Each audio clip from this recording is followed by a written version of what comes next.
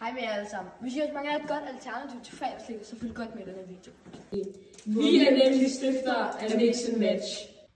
Hos Mix and Match vil vi gerne løse danskernes problem fredag aften.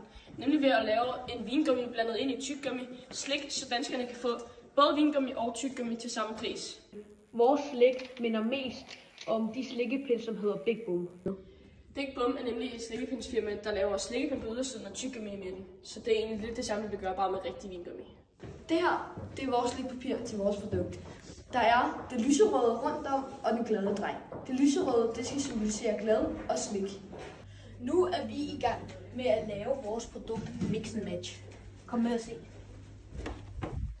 Det her, det er sådan, vi laver vores Mix and Match. Her der er vi i gang med vingummidelen, og det går ret godt lige nu. Gå ud til Nora og se vores tyggegummi. Det her, det er vores tyggegummi, og det skal egentlig bare være på køl i en halv time, og så skal vi lave det. Glæder jer til at smage det. Hej med jer alle sammen. Så har vi endelig fået lavet vores produkt færdigt her. Se, det her det er vores vingummi, hvor det tyggegummi inde i. Og nu prøver jeg at smage.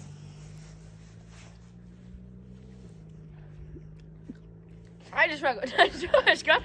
Det smager godt. Glæder jer til at smage det alle sammen. Nu har vi fået mine lillebrødre Oscar og Nora til at smage det, og nu skal de sige deres ærlige mening om det. Og det smager godt.